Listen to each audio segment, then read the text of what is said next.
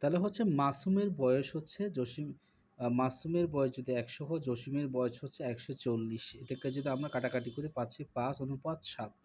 লিমনের বয়স যদি 100 হয়, লিমনের ওজন যদি 100 কেজি হয়, বশিরের হবে তো আপনার 90 কেজি। তাহলে মানে এটাকে ক্যালকুলেশন করলে আমরা 10:9 পাচ্ছি।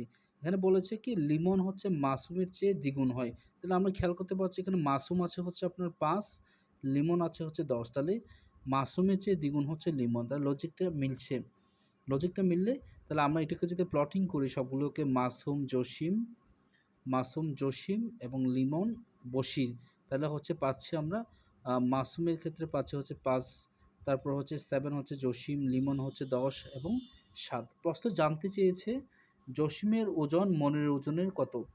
What percentage of Jasim weight is Bashir weight. তার মানে হচ্ছে জসিমের ওজনের চেয়ে বশিরের ওজন কত।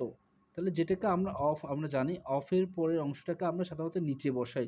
তাহলে হচ্ছে জসিম, আমরা এখানে দেখতে পাচ্ছি জসিম আছে হচ্ছে 7, জসিম আছে হচ্ছে 7, আর হচ্ছে এখানে মাসুম, তাই তো। মাসুম হচ্ছে বশির ক্ষেত্রে আমরা দিতে পারছি বশিরের রেশিও আছে হচ্ছে আপনার 9। তাহলে হচ্ছে জসিমটা নিচে বসবে, আর আপনার হচ্ছে বশিরটা উপর বসবে। তাহলে আমরা ক্যালকুলেশন করলে পাচ্ছি 128.7/4%।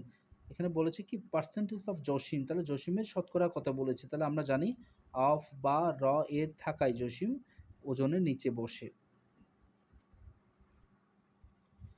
আরেকটা অঙ্ক দেখি। দ্রব্যমূল্য 25% হ্রাসের কারণে একজন ক্রেতা একটি দ্রব্য 500 টাকায় আগের তুলনায় 50 কেজি বেশি নিতে পারে। তার মানে হচ্ছে একটা জিনিসের দাম 25% কমেছে। তার মানে 25% যদি কমে, তাহলে দ্রব্যমূল্য 25% কমেছে, তার মানে 500 টাকার 25% হচ্ছে আপনার 125 টাকা। তার মানে এই 125 টাকায় সে আরও 50 কেজি বেশি কিনতে পারে। তাহলে হচ্ছে আমরা এই যে প্রতি কেজি বের করব, তাহলে হচ্ছে এখানে 125 টাকাকে আমরা 50 কেজি দিয়ে ভাগ করলাম, না প্রতি কেজি মূল্য দাম পাবো, প্রতি কেজি মূল্যের দাম পাবো।